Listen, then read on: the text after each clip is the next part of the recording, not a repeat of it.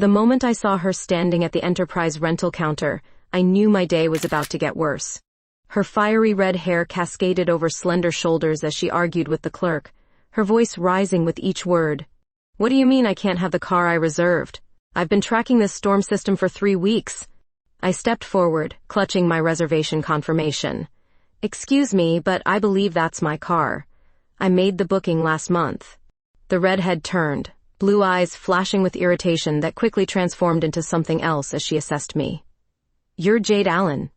And you're blocking my way to my rental car," I replied, tapping my weather station ID badge.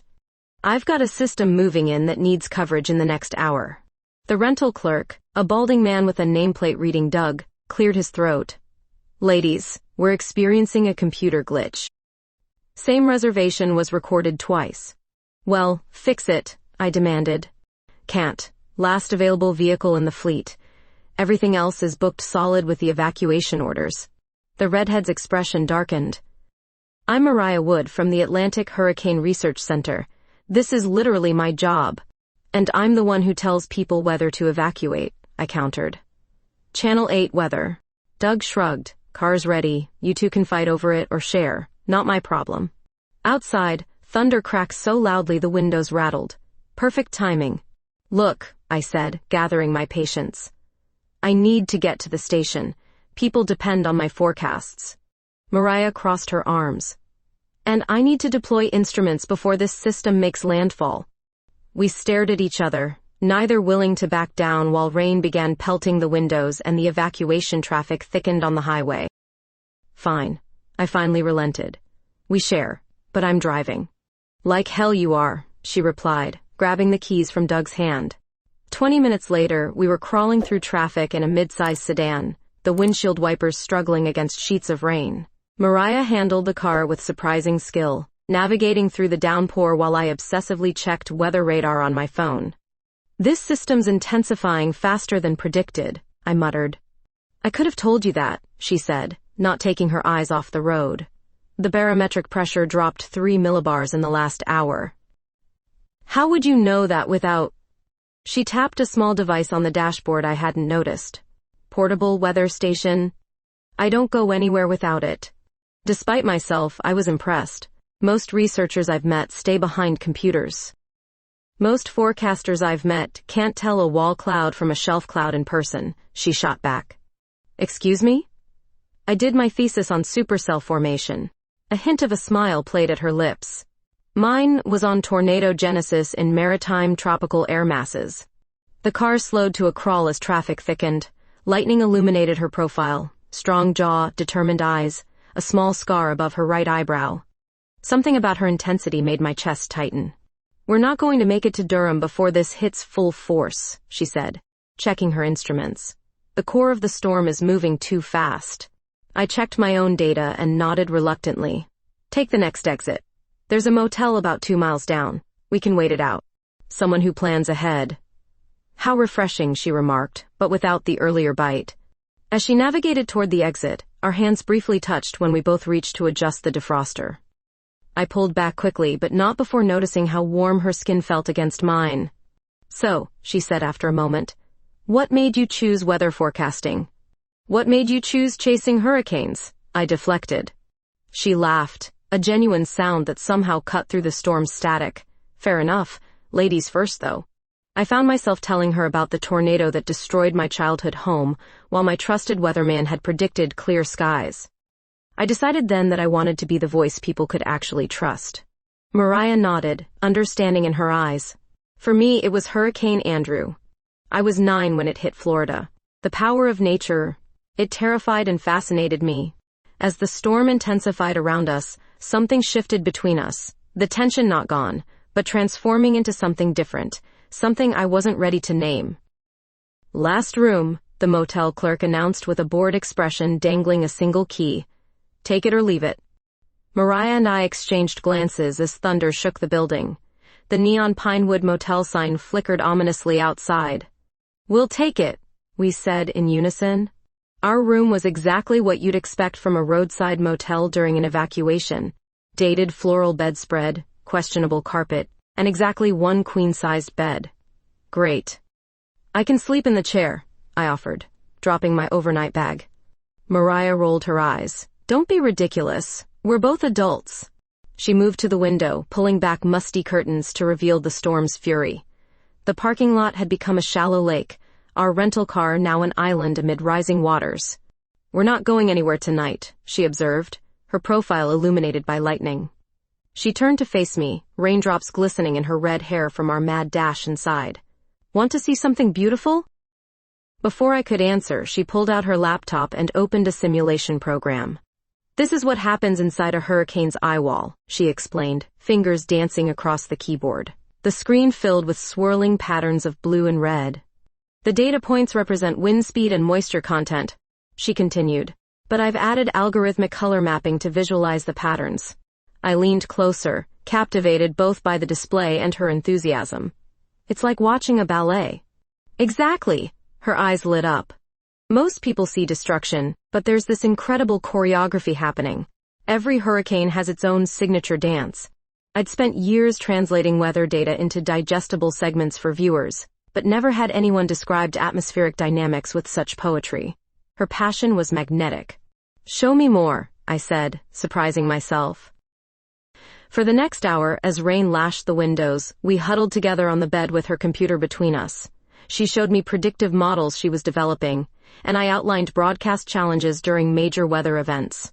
You're not what I expected, she admitted, tucking a strand of hair behind her ear. What were you expecting? Some empty-headed TV personality who doesn't know a cold front from a warm one? Something like that, she laughed. I've dealt with meteorologists who were more concerned with their hair than their barometric readings. And I've met researchers who couldn't explain cloud formations to save their lives, I countered. Our laughter was interrupted by a violent crack of thunder, followed by darkness as the power failed. Damn, I muttered, reaching for my phone flashlight. Wait, Mariah said softly, her hand covering mine. Just watch. Through the window, lightning illuminated the sky in spectacular bursts, casting the room in brief ethereal glow. With each flash, I glimpsed her face, thoughtful, serene, beautiful. Most people fear storms, she whispered. I fell in love with them. The irony wasn't lost on me when she added, though I'm terrified of lightning. You? The hurricane chaser? In the dim light, she nodded. When I was 8, lightning struck our backyard oak, split it right down the middle. I was watching from the window and the flash temporarily blinded me, thought I'd never see again. I found myself moving closer.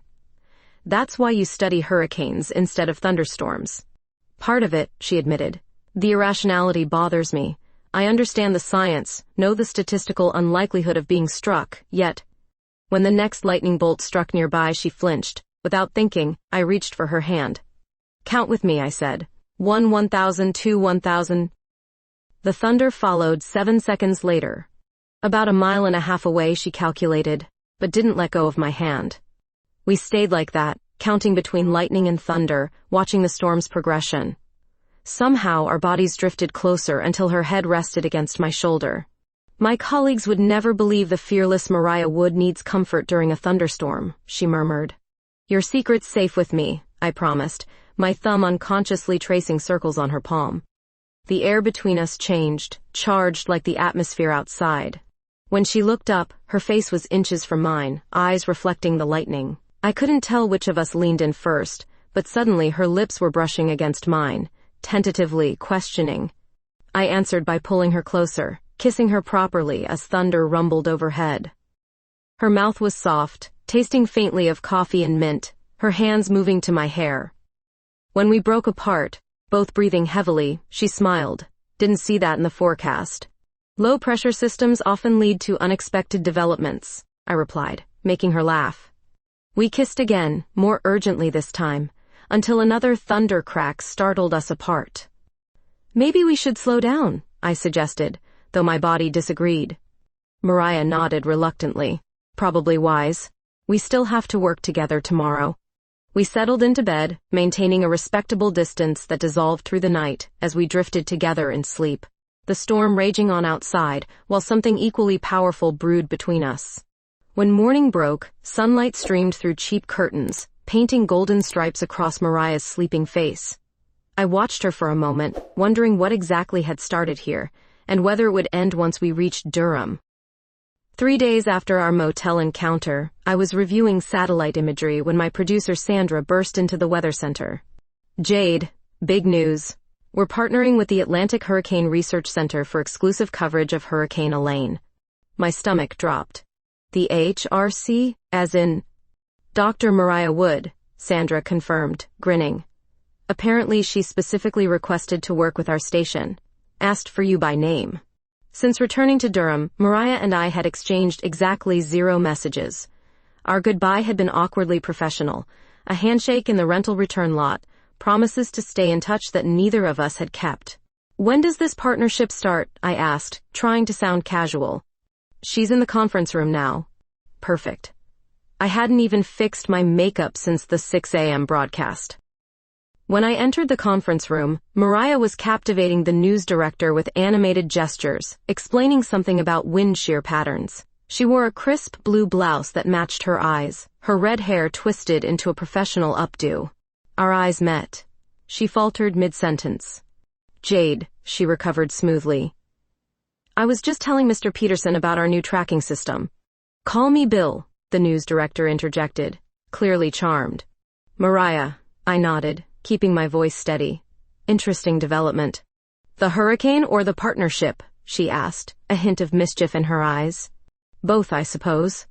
Bill clapped his hands together. "I'll let you two catch up on the technical details. First broadcast segment tomorrow at noon. Make it good." After he left, silence stretched between us. "So," I finally said, "you requested me specifically?" "You're the most scientifically accurate forecaster in the region," she replied. "All business. Hurricane Elaine is showing unprecedented formation patterns. The public deserves precise information." "Of course. That's why we're here. The public." Something flickered across her face. "Do you have a problem working together, Jade?" "Not at all." Very professional of us to put that night behind us. "What night?" she asked with exaggerated innocence. "I remember a storm, a power outage, some meteorological discussions." Despite myself, I smiled. "Is that what we're calling it?" Her professional facade cracked slightly. "Look, I wanted to call. I just didn't know what to say. Hello works for most people." "I'm not most people." No, she certainly wasn't. We spent the next 4 hours planning coverage, developing graphics, and arguing passionately about how to present complex data to viewers. This was the most intellectually stimulating workday I'd had in years. We challenged each other, built on each other's ideas, and created something better than either could have done alone. By evening, we were alone in the weather center, surrounded by maps and empty coffee cups. "Your graphic designer left," Mariah noted, stretching. "I need these prediction models converted into broadcast-friendly visuals by morning." "I can do it," I offered. I started in graphics before moving on air. A woman of many talents. As we worked side by side at my computer, the professional distance we'd maintained all day began evaporating. Our shoulders brushed repeatedly. When I pointed to various features on the screen, her hand sometimes covered mine momentarily. Each contact sent electricity through me that had nothing to do with the approaching storm system. "Move that pressure gradient indicator left," she suggested, leaning closer. "That's not meteorologically accurate," I countered. "It is if you account for the Coriolis effect at this latitude." "Show me your data." She reached across me for her tablet, bringing her face inches from mine. For a heartbeat, we both froze, the air between us charged with unspoken tension. Her eyes dropped to my lips briefly before she pulled back. "Here," she said, her voice huskier than before. I took the tablet, our fingers brushing. "I see your point." We continued working, the professional conversation punctuated by increasingly frequent moments of charged silence. By midnight, even the cleaning crew had gone home. "Final animation looks good," I said, saving the file. "Bill will be impressed." "We make a good team," she agreed, standing too close beside my chair. I turned to respond and found her looking down at me with an intensity that made my breath catch. Slowly, deliberately, she reached out to tuck a strand of hair behind my ear, her fingers lingering against my cheek. "Mariah," I whispered. A question and warning wrapped in her name. "I've been thinking about kissing you again all day," she admitted. Extremely unprofessional of me. Completely inappropriate, I agreed, rising from my chair until we were standing toe-to-toe. We should definitely maintain boundaries. Absolutely, I murmured as her hands settled on my waist. For the sake of the research partnership. For the viewers. Her lips twitched. The viewers would probably enjoy the show. Then she was kissing me, and I was kissing her back, my fingers tangling in her hair as the weather map cycled forgotten on the screens around us. Unlike our first kiss, there was nothing tentative about this one. It was hungry, certain, as if we'd both been holding back all day. When we finally broke apart, breathing heavily, reality crashed back. We were at my workplace, cameras everywhere. Security footage? She asked, reading my thoughts. Only monitors the entrances after hours, not in here, I assured her. But still, bad idea. I know. She stepped back, straightening her blouse. I should go. I nodded, though everything in me wanted her to stay. At the door, she paused. Hurricanes making landfall in 3 days. After that. She left the sentence hanging. After that, I echoed, not knowing what I was agreeing to, only that I couldn't wait 3 days to find out. Everyone to the basement, now! Bill shouted over the wind howling through the broken window in the studio. Hurricane Elaine had taken an unexpected turn, strengthening from Category 3 to Category 4 in hours, and shifting course directly toward Durham. What began as a standard broadcast day became evacuation coverage as the outer bands reached us. The equipment, I protested, as security guards ushered staff toward the stairwell. Forget the damn equipment. Mariah grabbed my arm, pulling me away from my weather station. The roof won't hold if those winds keep increasing. Outside, trees bent sideways, debris flew past like missiles, and the sky had turned an eerie greenish black. The hurricane had intensified beyond all predictions, including Mariah's. My models were wrong, she whispered, as we hurried down the stairs. The warm water upwelling I detected yesterday, it created a feedback loop. The basement of Channel 8 was designed as an emergency broadcast center, with generators and limited equipment. Within minutes, 20 of us were huddled there. Producers, camera operators, on-air talent, and Mariah, the only non-employee among us. We need to keep broadcasting, Bill decided, pointing to the auxiliary setup. People need information. For the next hour, I reported on Elaine's progress using the limited data coming through our backup systems. Mariah worked alongside me, interpreting radar images and providing scientific context. We became an instinctive team, finishing each other's sentences, anticipating needs before they were spoken. Jade's right, Mariah confirmed after I suggested the eastern quadrant would hit hardest. The counterclockwise rotation combined with forward momentum makes the right front quadrant the danger zone. When the main power failed, plunging us into darkness before the generators kicked in, nobody panicked. We'd been expecting it. What we hadn't expected was the partial ceiling collapse that separated us from the others. Everyone okay? Bill's voice came through the rubble. Nobody was hurt, but the fallen concrete and steel beams blocked the connecting hallway. We're fine, I called back, just sealed in the broadcasting alcove. Fire department's been notified, he assured us. Sit tight. Could be hours. So there we were, Mariah and I alone, in a 12 by 15 foot space with emergency lighting, broadcasting equipment, 2 bottles of water, and a hurricane raging overhead. At least we have air, Mariah noted pragmatically. And power. And each other, I added without thinking. In the dim emergency lighting, her smile was soft. Could be worse company. We continued broadcasting intermittently when connections allowed, providing updates to anyone still receiving signal. But as the night wore on and the storm showed no signs of abating, fatigue set in. You should rest, Mariah insisted after I stumbled over simple words during an update. We're not helping anyone if you're incoherent. We created a makeshift rest area using cushions from the broadcasting chairs. The space was small enough that when we sat side by side, our shoulders touched. Above us, the building groaned under Elaine's assault. Will it hold? I asked quietly. The structural engineer in me says yes, she replied. The woman who's seen what hurricanes can do isn't making promises. When the building shuddered violently, I instinctively grabbed her hand. She didn't pull away. Distract me, I requested. Tell me something I don't know about you. In the hours that followed, as Elaine raged overhead, We exchanged stories like treasures.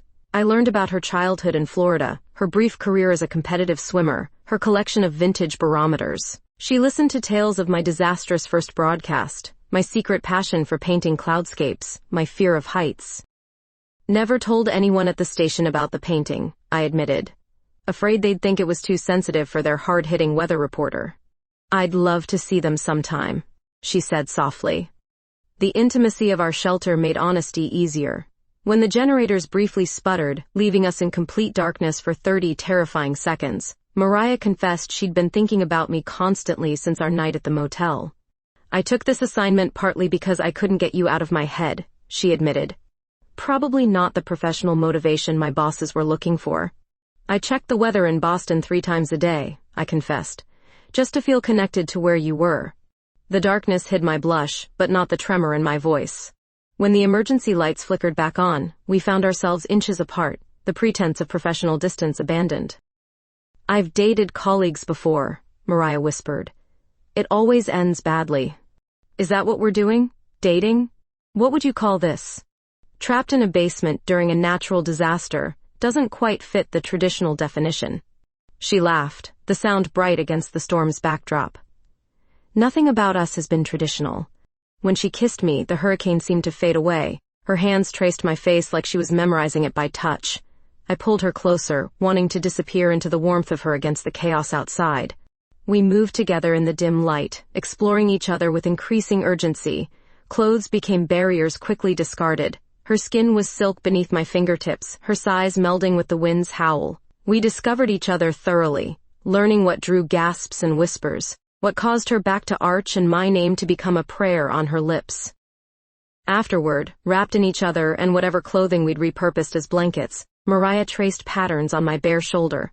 Some scientists believe intense experiences accelerate intimate bonding, she murmured. Is that your way of saying hurricane sex was inevitable? I teased. I'm saying I don't regret a thing, she replied seriously. Whatever happens after this storm passes. I kissed her gently.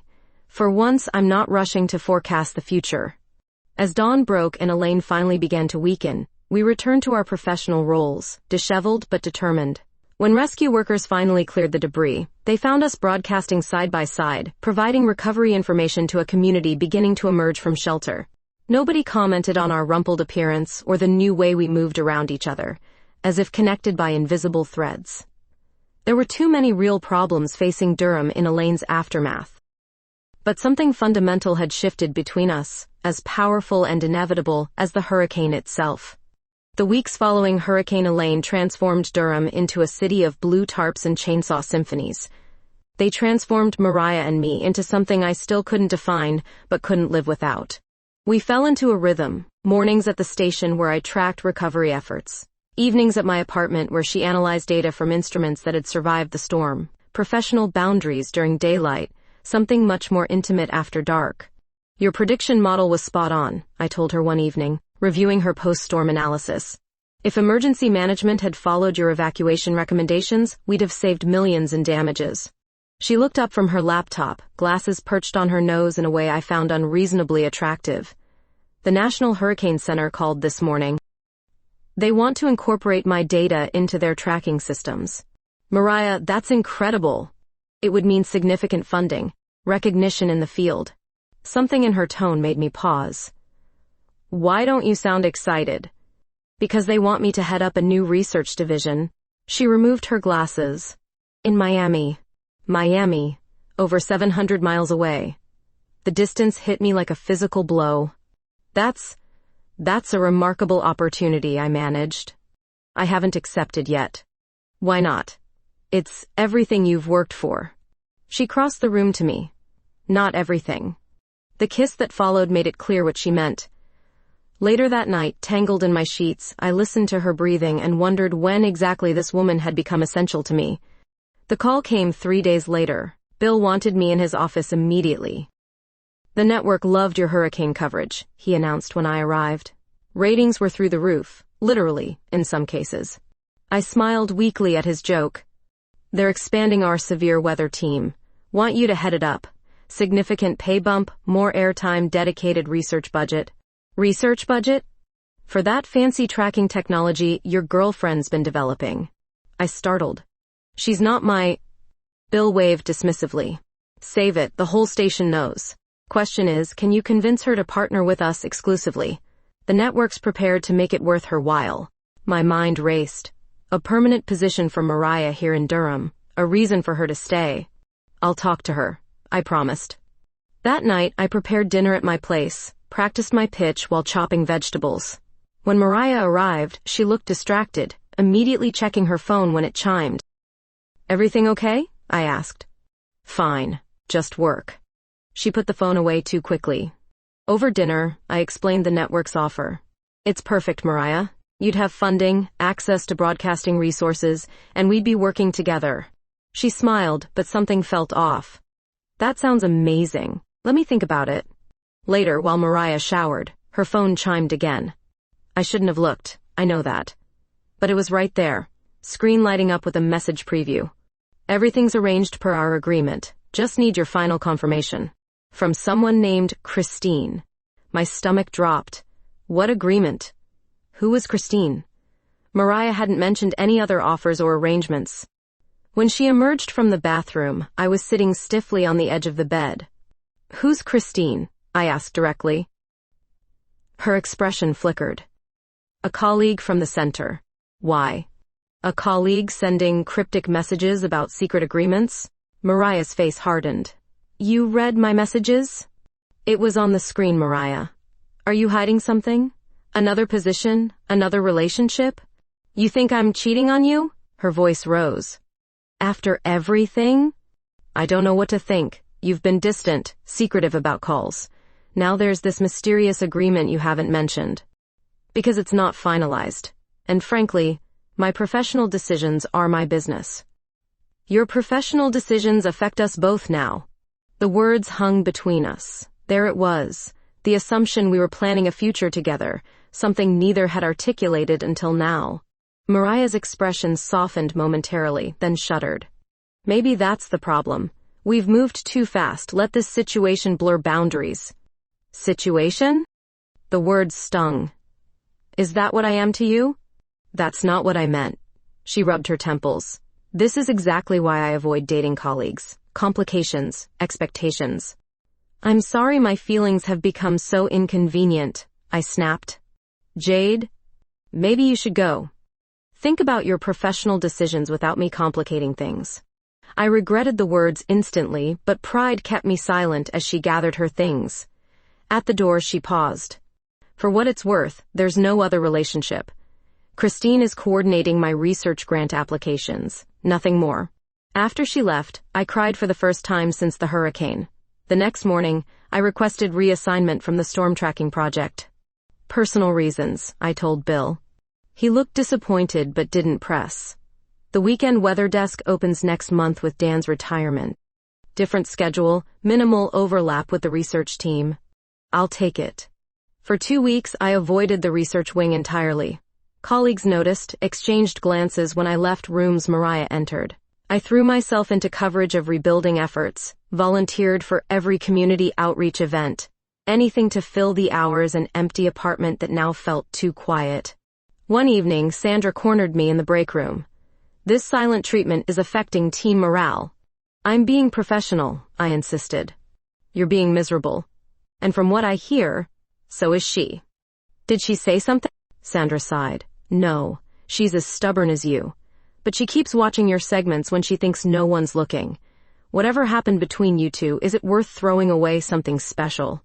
I wanted to explain about the secretive messages, the Miami offer, the fear of being left behind. Instead, I just shrugged. Sometimes things fall apart for good reasons. But as I drove home that night, I wondered what those reasons were, and whether my wounded pride was worth the hollow feeling that followed me everywhere now. If only I'd known then that pride would soon become the least of my concerns. You two need to sort this out, Sandra declared, having physically maneuvered both Mariah and me into the conference room. It's been 3 weeks of cold shoulders and sad puppy eyes. I don't have puppy eyes, I objected. You absolutely do, Mariah muttered, the first words she'd spoken directly to me in 21 days. Sandra backed toward the door. The station holiday party starts in an hour. Sort yourselves out before then or I'm locking you both in here overnight. The door closed firmly behind her.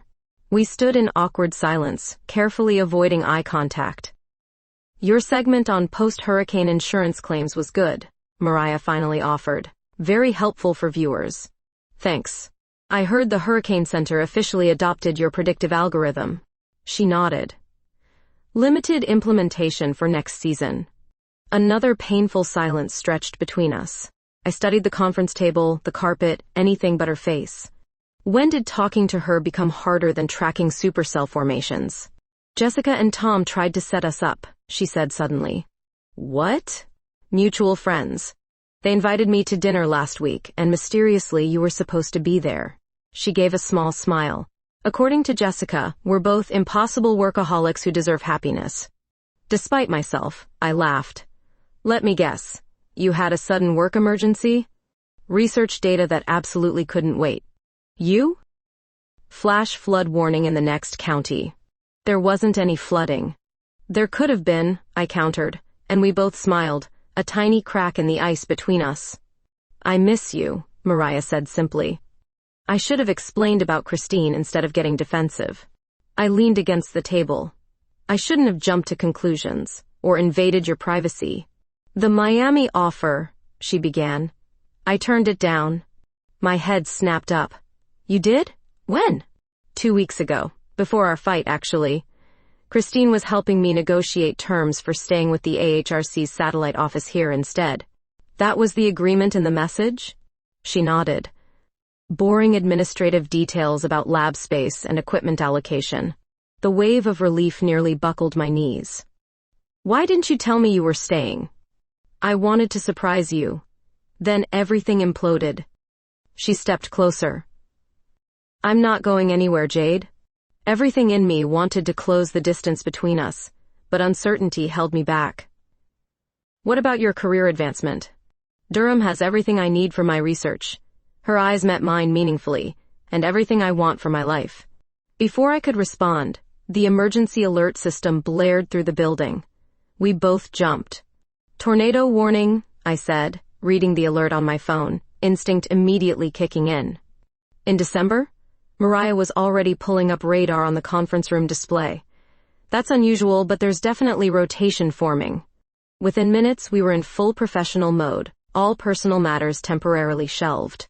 Bill burst into the room. Jade, we need you on air now. Mariah, can you provide scientific context? Together we rushed to the studio, where I slipped seamlessly into my broadcaster role, while Mariah fed me technical information from just off camera. The tornado warning covered 3 counties, with radar indicating possible touchdown near the Durham-Chapel Hill border.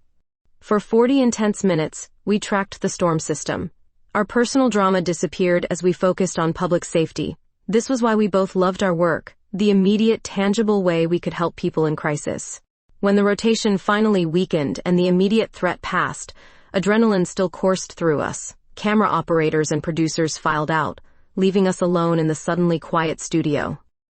That was impressive, Mariah said. The way you translated complex data into actionable information for viewers. We make a good team, I replied. The truth of it undeniable after watching our seamless collaboration. We do. In more ways than one. Outside the station windows, debris swirled in powerful gusts.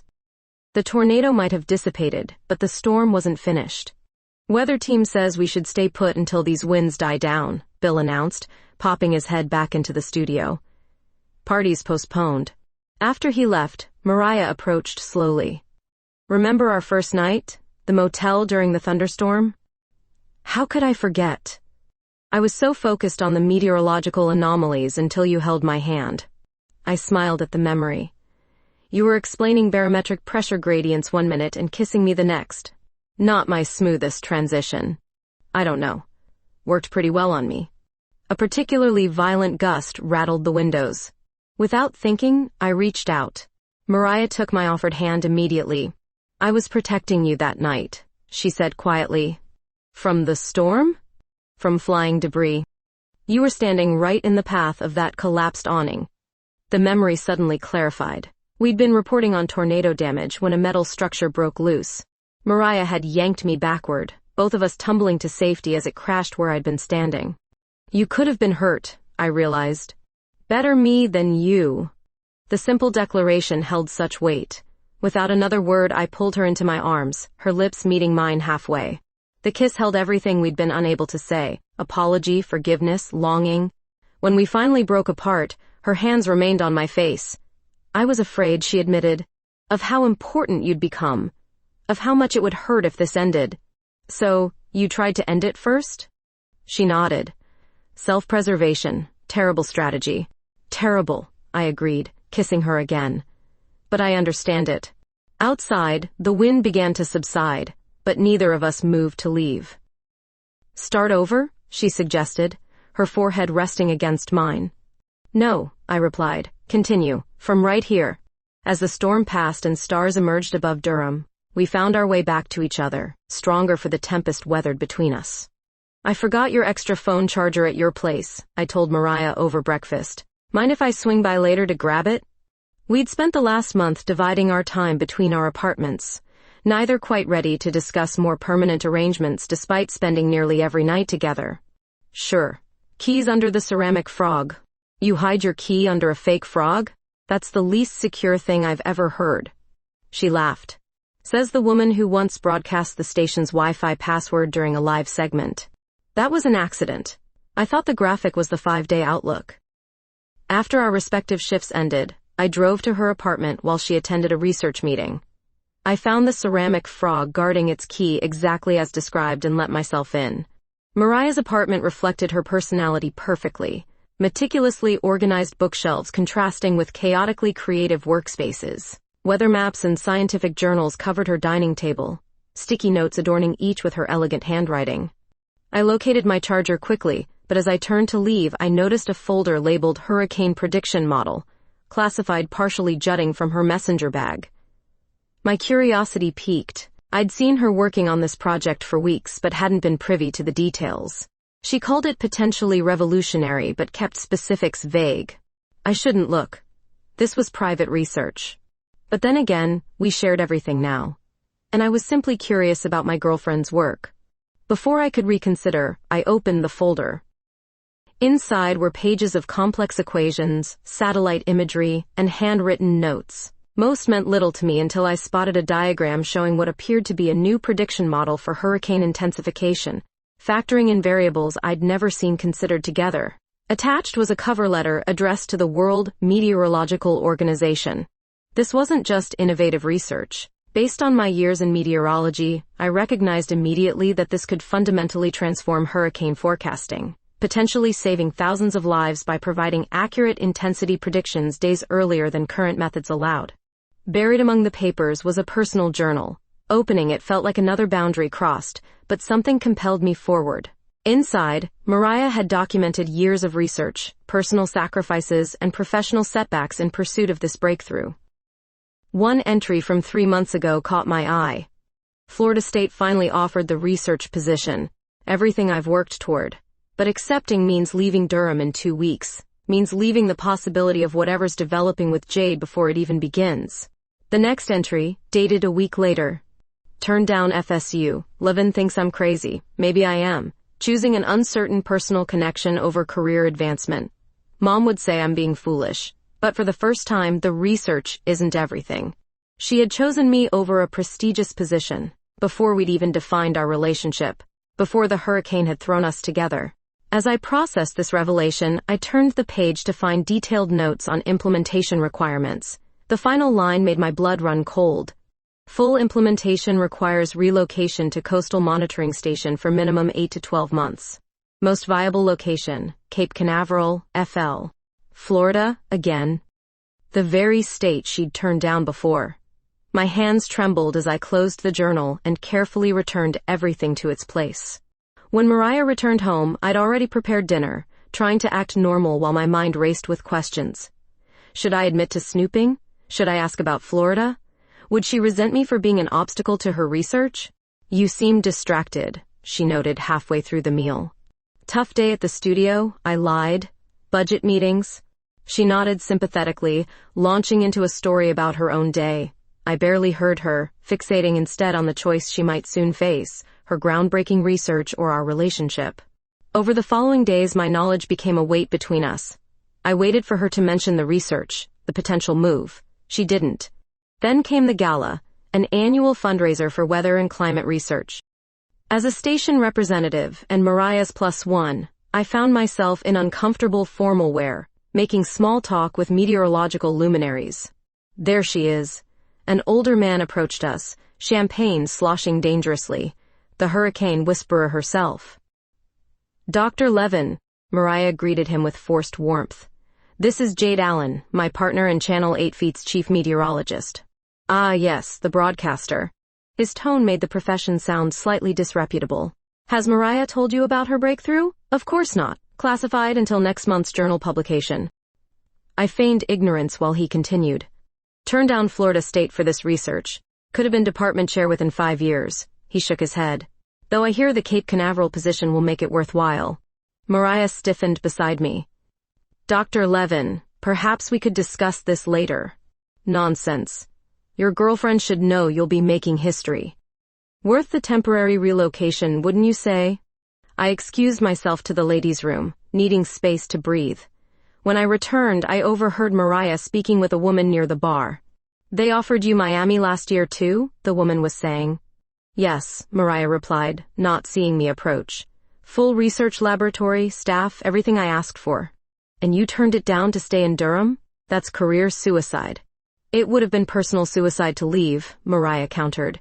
Some things matter more than professional advancement. Like that weather girl I saw you with? The woman smirked. Hope she's worth tanking your career over. She is, Mariah said with such conviction my heart nearly burst. And my career is doing just fine. As the woman walked away, I approached.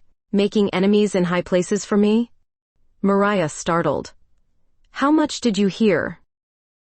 Enough to know you've been turning down impressive offers. Her expression grew serious. We should talk, not here. Outside on the gala's balcony, away from the crowd, she finally spoke. I should have told you about Cape Canaveral, it's not definite yet. But it's necessary for your research, I finished. Research that could save lives. Her eyes widened. How did you... I saw your papers, I admitted, at your apartment. I wasn't snooping intentionally, but... Instead of anger, her face showed relief. So you understand the implications. I understand you might need to go to Florida, for your work, for people's safety. She took my hands. Would you come with me? It's temporary, a year at most. The question hung between us, heavy with meaning. My career, my life, was in Durham. But so was hers, and she'd been willing to sacrifice opportunities for me before I even knew it. I need time to think, I finally said. She nodded, understanding in her eyes. For what it's worth, I'd turn it down if you asked me to. I would never ask that, I told her honestly. Some things are bigger than us. As we returned to the gala, the weight of decisions unmade hung between us, neither certain which path would lead us forward together. The Atlantic Hurricane Center's annual gala always felt more like a scientific prom than a fundraiser. While Mariah mingled with research colleagues in the ballroom of the Durham Grand Hotel, I found myself drifting toward the bar, nursing a gin and tonic while contemplating my future. You must be Jade Allen, a woman in a navy blue dress approached. I'm Eliza Winters, Atlantic Hurricane Center Director. Dr. Winters, I recognized her immediately.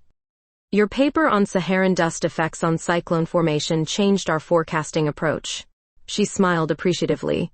And your coverage of Hurricane Elaine saved lives. That's why I wanted to meet you personally. We chatted about weather patterns until she casually mentioned, shame about Mariah turning down the Florida position. It would have fast-tracked her research by years. She's mentioned that, I replied carefully. Did she mention we offered her the deputy directorship? Would have made her the youngest in AHC history. My glass froze halfway to my lips. Deputy director? That wasn't just a research position, it was career-defining leadership. She didn't specify the exact role, I managed. Dr. Winters studied me thoughtfully. Curious. She said her decision was personal, not professional. Her gaze drifted across the room to where Mariah stood, animated in discussion with colleagues. Must be quite the personal reason. After Winters departed, I made my way toward the terrace, needing air and perspective. Through the glass doors, I watched Mariah in her element. Brilliant, passionate, respected. I'd been so focused on what I might sacrifice by moving to Florida that I'd failed to fully appreciate what she'd already sacrificed to stay. Hiding from the meteorological elite? Sandra appeared beside me, champagne in hand. Just getting some air. She hummed skeptically. Nothing to do with your girlfriend turning down career-making opportunities to stay in Durham? I spun toward her. You knew? Everyone knows. The weather community gossips worse than high schoolers. Word is she refused Miami, Florida State, and now Cape Canaveral, all to stay near you. I didn't ask her to do that. Of course not. But she did it anyway. Sandra's voice softened. That kind of sacrifice only happens for something truly special. As Sandra wandered back inside, I remained on the terrace, watching Mariah through the glass. She glanced up, caught my eye, and smiled. That particular smile she reserved only for me. 2 colleagues approached her, their voices carrying through the partially open door. Congratulations on the Meteorological Society Award, one said. Thanks, though the research isn't complete without the Canaveral data, Mariah replied. About that, the other man lowered his voice, though I could still hear. Heard you're passing on the implementation phase. Richardson will take over. Richardson doesn't understand the computational model, Mariah objected. But he's willing to relocate. Face it, Mariah. You can't direct this from Durham. I've developed remote monitoring protocols that won't work, and you know it. The man shook his head. What happened to the researcher who would chase a hurricane into the ocean for data? You're letting personal attachments compromise scientific advancement. I'd heard enough. Before I could stop myself, I strode back inside, directly toward their conversation. Excuse me, I interrupted. Dr. Calloway, isn't it? I read your paper on barometric anomalies. Fascinating work, though your conclusion about pressure variations seemed to ignore easterly wave formations. His mouth opened and closed like a fish. Mariah's remote monitoring system actually accounts for those variables, I continued smoothly. Perhaps you should review her methodology before questioning her commitment to science. Mariah stared at me with a mixture of shock and delight as the man mumbled something and retreated. That was unexpected, she said once we were alone. So was learning you turned down deputy directorship of the AHC. Her expression fell. Who told you? Dr. Winters. And Sandra mentioned Miami and Florida State too. I was going to tell you. When? After you'd given up the Cape Canaveral project too. She guided me to a quieter corner. Can we not do this here? No, I think here is perfect, I insisted, emotion rising. Surrounded by the career you keep sacrificing for me. I'm not sacrificing anything. I'm not willing to give up. But you shouldn't have to choose. Your research could save lives, Mariah. And what about my life? She countered. What good is professional success if I'm miserable without you? The raw honesty in her voice stopped me cold. Around us, the gala continued, oblivious to our quiet crisis. I never asked you to choose, I said more gently. You didn't have to. I chose you anyway. Every time. I took her hand, pulling her toward the terrace for privacy. Stars twinkled above Durham's skyline, the city that had become home to us both. What if you didn't have to choose? I asked finally. What if we found a way to make this work? Your research, our relationship, all of it. How? I don't know yet. But we're both problem solvers. There has to be a solution that doesn't require either of us to give up what matters. For the first time that evening, hope flickered in her eyes. Like what? Like me coming to Florida temporarily, or splitting time between locations, or finding a way to enhance your remote monitoring. She studied me carefully. You'd consider relocating? For you, yes. The certainty in my voice surprised even me. Not forever, but for this research? Absolutely. She pulled me into an embrace tight enough to suggest she might never let go. When she finally released me, her eyes were damp. Whatever we decide, I promised, we decide together. No more silent sacrifices. As we rejoined the gala, something had fundamentally shifted between us. The realization that loving someone doesn't mean holding them back. Sometimes it means finding the courage to move forward together into uncertainty. The future remained unwritten, But for the first time since discovering her research, I felt certain we would navigate it successfully, just as we'd weathered every storm before. 6 months later, I stood on the roof of Channel 8, surveying Durham's skyline through polarized sunglasses. Spring had arrived early, bringing verdant renewal to the hurricane-battered landscape. Below me, technicians installed the final components of our new weather detection system, a sophisticated array co-designed by the woman who had irrevocably changed my life. "They're calibrating the Doppler sensors now," Mariah announced, emerging from the roof access door. "Should be operational within the hour." She joined me at the railing, red hair dancing in the breeze, blue eyes reflecting the cloudless sky. She'd grown more beautiful to me with each passing day, if that was even possible. "Hard to believe this started with a rental car mix-up," I mused, slipping my arm around her waist. "Best scheduling error of my life," she replied, leaning into me. Our joint venture, Atlantic Durham Weather Systems, had evolved from late-night conversations into a revolutionary partnership between the Hurricane Center and Channel 8. Mariah's predictive algorithms combined with my broadcasting expertise had created something neither institution could have achieved independently. "Dr. Winters called," Mariah said. "Final approval came through for the satellite uplinks. We'll have real-time data from both Durham and Canaveral stations." The Cape Canaveral solution had come to us during a thunderstorm, appropriately enough. A bilocational research model with teams in both locations, allowing Mariah to split her time between Florida data collection and Durham analysis. The arrangement meant occasional 2-week separations, but proved surprisingly workable with nightly video calls and frequent visits. "Bill's already planning the special broadcast announcing the summer forecast," I told her. "Says viewer interest is at an all-time high."